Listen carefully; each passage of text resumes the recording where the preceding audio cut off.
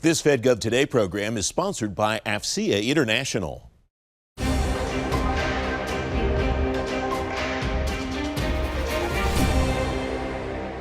On this edition of FedGov Today with Francis Rose, organizing the cyber battle space for total awareness, opening up the options for tomorrow's workforce, and the zero trust revolution's on at HHS. Welcome to FedGov Today with Francis Rose. One of the jobs of the Defense Department's Joint Forces Headquarters DoD Information Network is what it calls organizing the cyber battle space. Del Foster is one of the DoDN leaders responsible for that. He's executive director of JFHQ DoDN. At TechNet Cyber 2024, he tells me what that term means to him. We look at cyberspace as a battle space, as a domain. And what we haven't caught up with quite yet is actually organizing that battle space and to make sure that all the terrain and all forces are assigned. So just like any other battle space, one of the first things any battle space owner must do is make sure that he organizes his terrain. Unlike other domains, ours is dynamic and ever changing, right? So we're adding things to it, we're taking things away, new technologies every single day. So it's even more complex and even more challenging for us to be able to do that. So what is currently missing in some instances is our ability to keep up with that pace of making sure, hey, we just added this new terrain. Hey, do we make sure that we have operators that are trained and ready to secure and defend that battle space area? And how important is it in the big scheme of things, right? So that's another piece of it, to make sure that the mission relevant terrain, again, in other domains, certain pieces of terrain are much more important than others, right? So do we understand the importance of that terrain? And then once we understand the importance, to make sure we assign those forces to that terrain. Another complexity that's added to it is the new technologies, right? So as we add new technologies, are those cyber forces actually trained to be able to secure and defend that terrain as well? So very challenging for us as we try to go from the strategic level of operations all the way down to that very tactical level operator to make sure that we organize that battle space and that battle space has those command relationships all the way down from an operational headquarters like Joint Forces Headquarters DoDN to be able to give orders and directives and to get down to that actual tactical warfighter that can actually make those changes on that network. What are the implications for all of that, for the way that you train the people that are going to be doing all of those tasks that you just described? That's exactly it. So the training aspect, well, I'll back up a second. So we have an estimated 250,000 cyber operating forces that actually secure, operate, and defend the DoDN every day. Joint Force Headquarters DoDN, we own no terrain, right? All we do is integrate, synchronize, and direct those who do. So for us, it's key and imperative that, again, that battle space is organized and assigned. But then once we know that we have operators on that terrain, do they have the right training and the right level of standardization of training to be able to perform the operations that we need them to be able to do? So once again, that all starts with that understanding of that terrain. And then even, again, a step further back is as we go through a whole combat development cycle to make sure that all fits into a bigger concept of cyber defensive warfighting. Mm-hmm. Given the fluidity of that terrain, what are the tools, processes, procedures that you use to maintain your situational awareness on that terrain since it changes so much? Yeah, no, great question. So, and that's 1 and 1A, I kind of call them organizing the battle space, and then 1A, battle space awareness. Another challenge area for us, we're working on it and getting better as a department, but it really is exactly that. So we have this, 300 million IPs, 3 million end users, this very complex domain that's handled by 45 different battle space owners. And at the operational level of war, how do we know? How do we have visibility? How can we see that? Mm-hmm. And what we just will call in any other domain, battle space awareness. Mm-hmm. And it all starts with, at the lowest end of that spectrum, the sensors and the monitors that are on that terrain to be able to collect the data. And then the next layer, I would call it the data layer, right? To make sure we have that data in the right places, all aggregated, normalized, standardized, so we can then run the next layer, which I would call analytics. The analytic layer to be able to make sense of all that data, which would include AI, ML, et cetera, for somebody that a human to be able to make sense of this vast and complex space to be able to make those timely decisions, to understand risk, and to be able to make decisions that will drive down that risk. So, in some for some organizations, we're better than others. All 45 DAOs are not alike when it comes to that. And then our ability to be able to see them at the operational level, all 45 across the DODN, is, again, not standardized either. But we're getting better and better, and that is one of our certainly our priorities and our challenge areas, to be able to get that right. And then that really allows us to do our command and control mission. Where would you say you are on that journey? You talk, the way you laid it out there, it sounds like you have the goal, the end vision in mind. How far along would you say you are? So I would estimate that we're less than halfway there, especially for those networks of our biggest concern, which will be our warfighting networks. So, obviously the department has many functions, but the biggest one is our ability to deter the adversary and to be able to defeat them if called upon to do so. So when it comes to our warfighting networks, I would say that we're less than halfway there, but we certainly are focused in that area now. When we first stood up as a domain and even as a headquarters, a lot of the focus was on the unclassified networks, NIPRNet, and because it's the most vulnerable, it touches the internet for obvious reasons. But as we take a step back and as we prepare for our pacing threat, we have to say, hey, what is most important to be able to deter the adversary and then again, if necessary, defeat them. And that really comes down to those warfighting networks. So in that regard, I don't think we're quite where we want to be. We're probably further along on those unclassified networks that we have. And again, as an enterprise, we're certainly focused on that and being able to bring that to bear. Another term that I read about in your portfolio is combat development for defensive cyberspace. Yes. How does that sync with what you've already talked about in this conversation? Yeah, it syncs on many different levels, right? So again, that initial warfighting concept for cyber defense is really what's needed as the big umbrella, right? Everything falls underneath of that. Once that we understand that cyber defensive concept, then everything else on what we call .MLPF kind of falls along, it drives that, right? So how does that warfighting concept jive with what the combatant commands are trying to accomplish? And then what tools, either whether it be GOTS developed or whether it be commercially procured, how do they fit into that bigger picture? And then do we have all the training that's needed for our cyber operating forces? So once we have that tool and we decide that is a potentially enterprise solution or one of a few enterprise solutions, do we have the curriculum and the learning management tools and the training to sustain our forces on that particular tool? And what are the standards and how do we certify it and how do we assess and all the way down the line? So it really all begins with that service responsibility of combat development for each other warfighting domain. There's a service that really kind of holds on to that responsibility.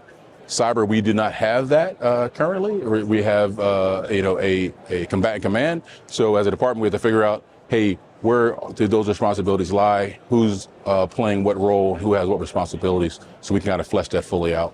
How has the role of your organization changed over time, and how is it evolving today in your view? So I think, our mission certainly hasn't changed. The secure, operate, defend the DODN. I think the breadth and depth of what we do has, all right? So I think as we really kind of grew and mature as not only an operational level command, but also our higher headquarters as a combatant command, I think our reach and our DACO authorities that we'll be able to use go further and deeper than they had been before. But I think really it's a matter of maturation, less of a difference in role, per se. So as we become better at our role is really the difference between when I started and now. You can read more about JFHQ DODN on today's show page at fedgovtoday.com. Up next, opening up the options for tomorrow's workforce. FedGov Today with Francis Rose continues in a moment.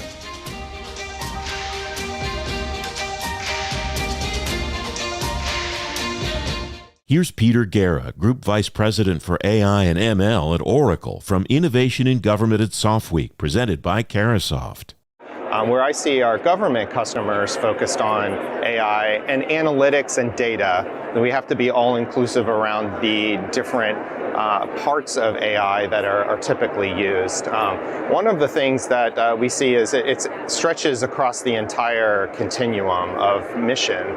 So everything from back office, so being able to understand your budget, your HR, and other things like that. Analytics is being used a lot for that.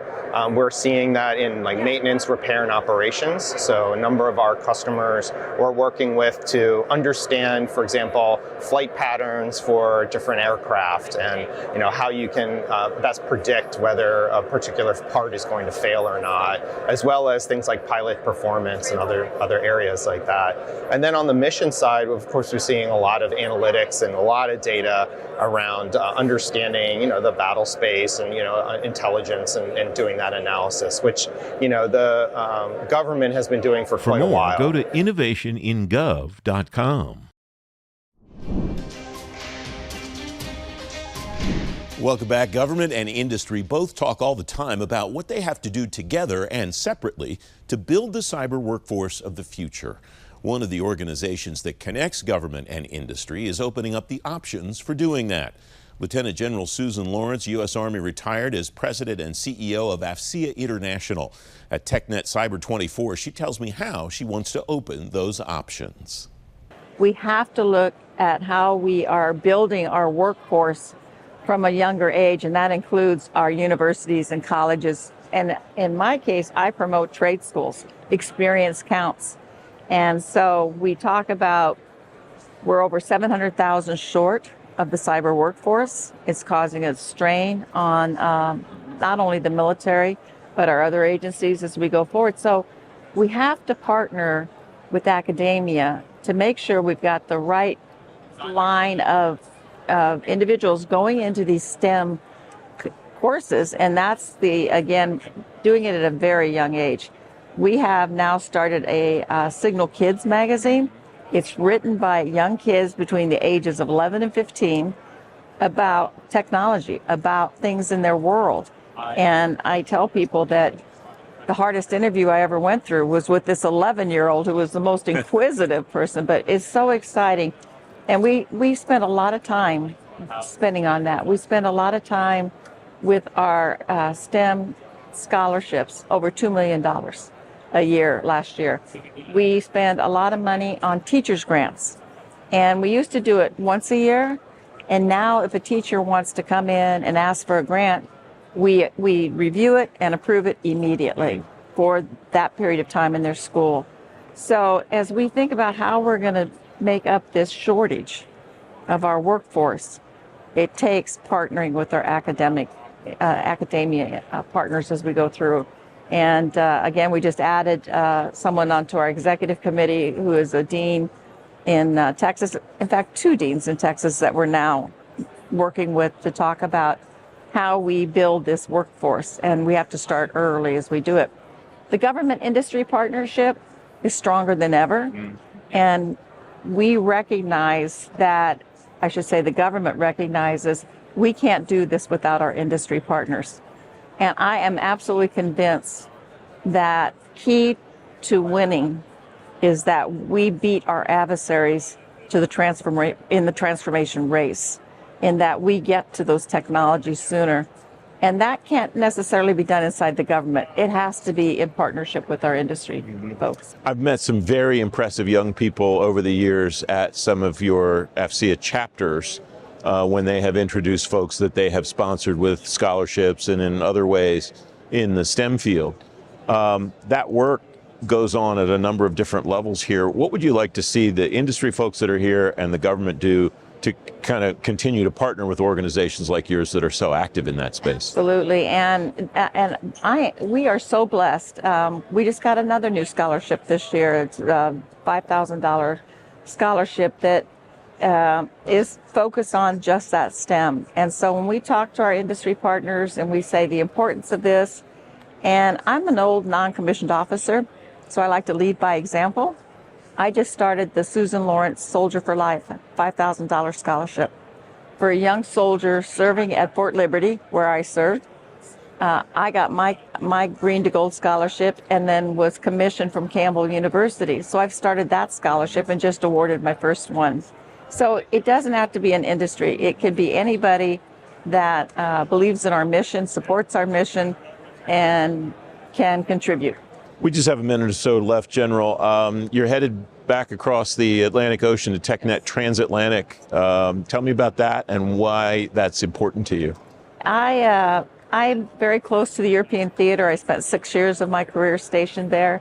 And of course, we did the drawdown. But when we look what's going on today in real world activity in the European theater or touching the European theater and the threats there in the European theater, I want to be able to have AFCEA support that partnership again, to be able to bring industry in, to not only meet with our European Union partners and see what their needs are, but all the U.S. forces that are serving over there and their ability to talk to industry and what's in the art of the possible, what is available today that they may not be seeing. So I'm excited to say we're gonna do it again this year, early December, and my goal is to turn it into one of our flagship events.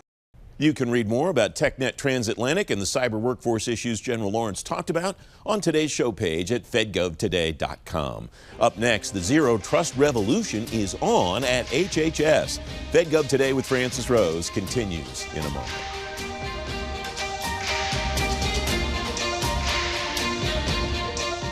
Here's Marlon McFate, Public Sector CTO and CISO at Cohesity. The other thing that I think is important from an ethical perspective is to make sure that the information that you're utilizing is that data set that you're complementing generative AI with that is factual, doesn't have any bias in it, which can, just since we're all humans, bias can be introduced into data sets just as easily as it can be introduced in life unintentionally. And we need to make sure that that doesn't happen as well.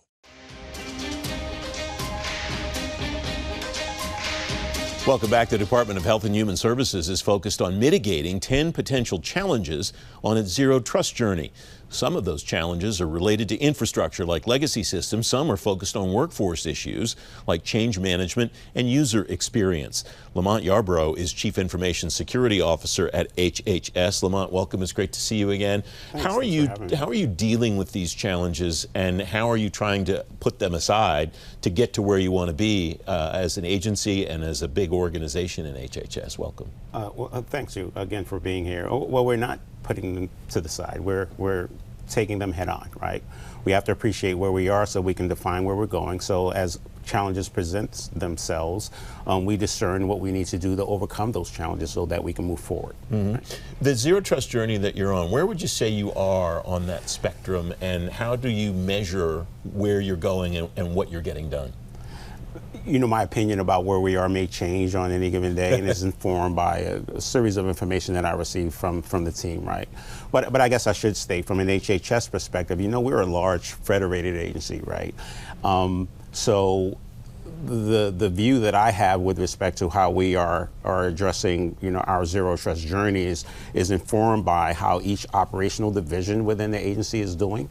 So we coordinate and collaborate and get together to try to discern where each of us are, try to learn from scar tissue that any of them have, you know, had experienced, so that can help inform us on how we move forward. How do you, what kind of challenges does that federated situation structure present, and how do you deal with those kinds of challenges, Lamont? Right, so we know within the zero trust paradigm, from the CISA perspective, appreciating that there are two, the CISA and the DoD, the 5 respective pillars. You know, you try to discern from an operational perspective on your level of maturity within each of those 5 pillars, and so that you can identify the path forward. Now, of course, moving forward and, you know, smartly, it's predicated on your resources, right? You might have the talent in-house to move forward, but perhaps you don't, or perhaps you just need, you know, certain contracting support, be it from, you know, technical talent. Perhaps you need tools. So from that perspective, we try to identify what those needs are so that we can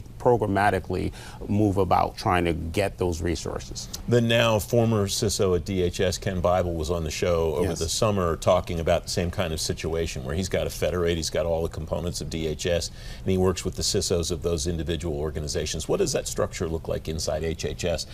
Who are your point people in each of the bureaus and other pieces of HHS to be able to keep that information flow going? Sure. So as you mentioned, I'm the CISO for the agency from an enterprise perspective. But within each operational division, from FDA to CMS and others, each of those entities has a CISO representing them as well.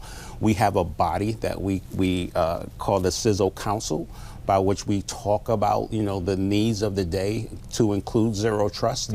And within those respective teams, they have their own talent, and that talent comes together with my team as well. And we formed a collaborative, if you will, a Zero Trust working group, where we can come together, again, identify scar tissue, identify where we are so that we can define where we're going. So that's an ongoing thing. You don't have to attribute them to particular parts of HHS, but what are some of the scars that you've seen that organizations have shared to try to help their colleagues in other organizations avoid? Of course. Again, being a large organization and being within the federal government, sometimes the resources are austere, right? So we can kind of define where we need to go, but we need talent, we need bodies. In some cases, we need money to try to bring in to move forward. So yeah, that. And culturally, right? So, don't get me wrong, we have a great many talented people who do what they do on our behalf, every day. Sometimes you need outsiders to come in to give you a different perspective, because sometimes you kind of get some blindness when you see the same thing every day.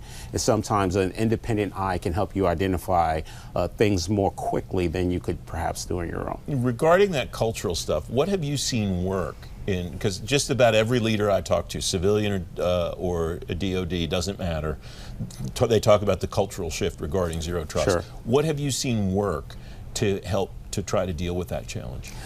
I think first and foremost, there has to be some level of buy-in, right? When you're forced to do things sometimes that you're not necessarily prepared to do, if that's the case, you may be, more reluctant or disinclined to move forward. But having this collaborative, right, coordinating with each other, talking with each other, helps everyone, not necessarily in lockstep, because again, we're moving at various levels of maturity, but it helps you appreciate that we're all in this together and we're all seeking the same outcome, which is to achieve that paradigm on the end. Would you say those cultural issues are more difficult to deal with than the technological issues, less neutral?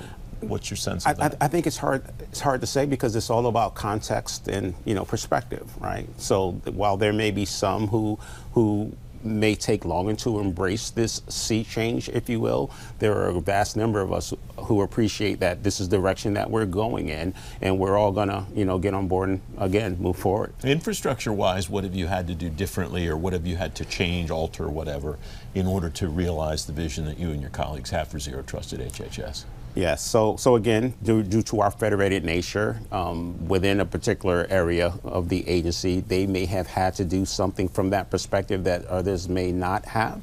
So I can't say that from a holistic perspective, because it's predicated on that individual journey within that particular operating division.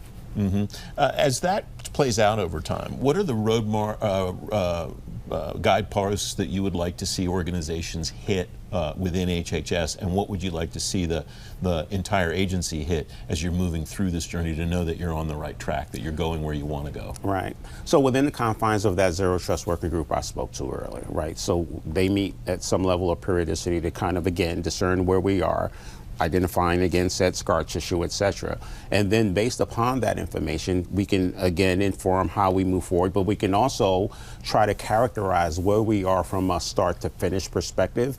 And again, it can't be, I can't call it from an enterprise perspective, once again. And so it all depends on that individual space within the organization. But we can get a general sense of who may need more attention, who may need more help.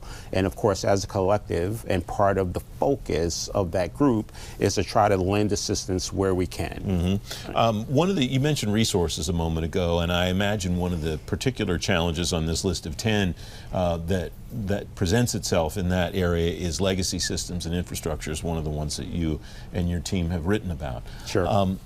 What does that journey look like at HHS in trying to deal with legacy systems and at least, I mean, some of them I imagine you can't eliminate because delivering on the mission of some of these organizations Right. is critical those systems are critical to doing that. Absolutely. And I think what that will ultimately require is perhaps a deeper look on those legacy systems, and kind of we all appreciate that at some point, appreciating that there may be limitations of a legacy system reconciled against the fact that they're needed.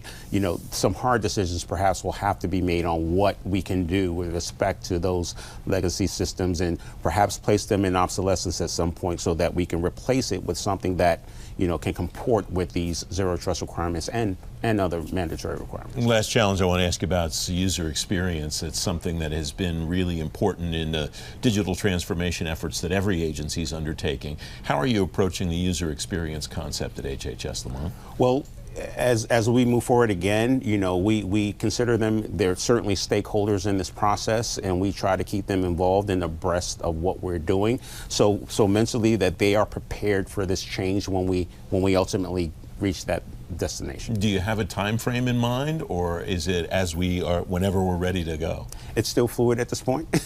we're still moving forward with this journey. I wouldn't want to put a timeline on it, but do know that we're moving as quickly as we can in a judicious way, right? So that when we get there, we know that we've done everything that needed to be done. Lamont, it's great to have you on the program. Thanks for your time today. Thanks for having me. You can read more about HHS's Zero Trust journey on today's show page at fedgovtoday.com. FedGov Today continues in a moment.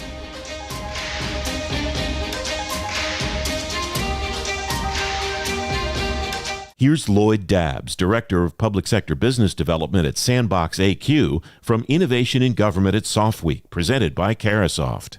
Quantum sensing has allowed for what I'll say is new insights into sensing just in general that relates to special operations missions.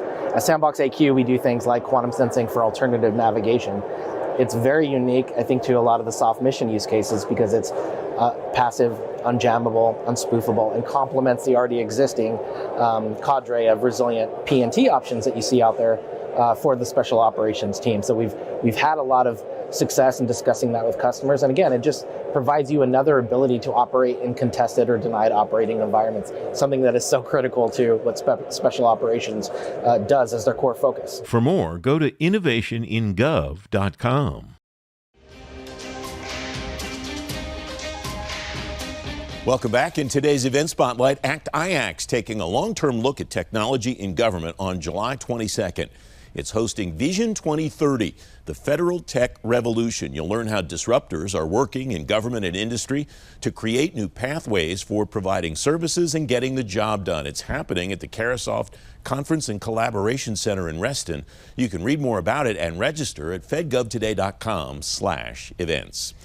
FedGov Today TV returns next Sunday morning at 10:30 with a deep dive on the new Fulcrum strategy from DoD with Acting Chief Information Officer Leslie Beavers, and a look at how the CIA is using AI with Chief AI Officer Lakshmi Raman. I'm Francis Rose. I'll see you then. Thanks for watching. Have a great week.